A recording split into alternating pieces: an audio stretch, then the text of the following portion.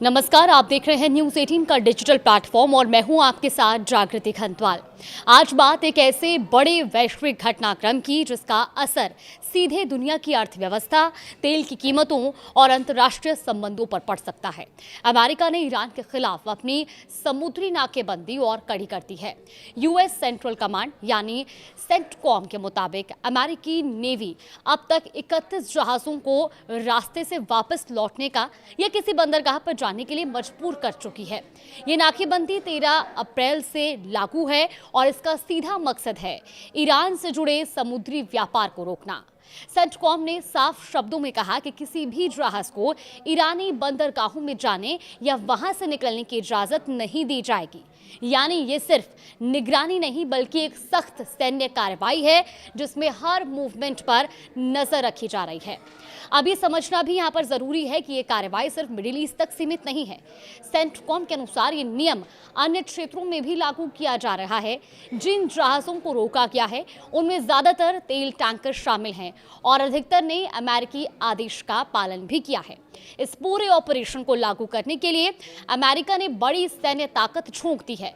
आंकड़ों के मुताबिक इसमें 10,000 से ज्यादा सैनिक तैनात हैं और इसके अलावा 100 से ज्यादा फाइटर जेट और निगरानी विमान और 17 से ज्यादा युद्धपोत इस मिशन का हिस्सा हैं।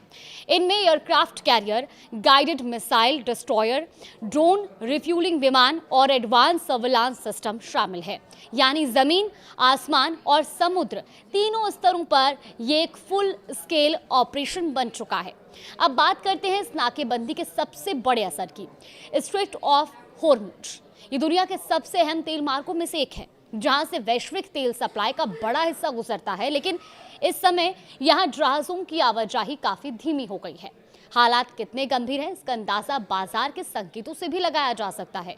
मौजूदा आंकड़ों के मुताबिक 30 जून तक हॉर्मुज में ट्रैफिक के सामान्य होने की संभावना लगभग 0 मानी जा रही है।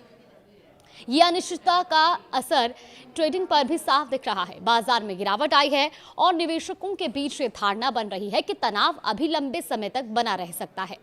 अब बड़ा सवाल, क्या और कब खत्म होगी ये नाकेबंदी? विशेषज्ञों का मानना है कि सिर्फ एक सैन्य कार्रवाई नहीं है बल्कि ईरान पर आर्थिक दबाव बनाने की एक रणनीति है। भले ही सीज़फायर की अवधि बढ़ाई गई हो, लेकिन अब तक बातचीत में कोई ठोस नतीजा नहीं निकला है और ऐसे में अमेरिका अपनी सख्ती जारी रख सकता है। यहाँ एक और अहम बयान सामने आया। डोनाल्ड ट्रंप ने भी सीज़फायर बढ़ाने के दौरान ये साफ कहा था कि ईरान के बंदरगाहों पर अमेरिकी नौसैनिक नाकेबंदी जारी रहेगी। यानी राजनीतिक स्तर पर भी इस रणनीति को समर्थन मिल रहा है। अब पूरी दुनिया की नजर इस बात पर टिकी है कि क्या अमेरिका और ईरान के बीच कोई समझौता हो पाएगा या नहीं। आने वाले दिनों में क्षेत्र में सैन्य गतिविधियों में कोई बदलाव या नाकेबंदी से जुड़े नए फैसले स्थिति को और प्रभावित कर सकते हैं। लेकिन फिलहाल तस्वीर साफ है, स्ट्रेट ऑफ हॉर्मुज में हालात जल्द सामान्य होने वाले नहीं हैं। तनाव बना रह सकता है और इसका असर वैश्विक बाजारों से लेकर आम लोगों तक महसूस किया जा सकता है।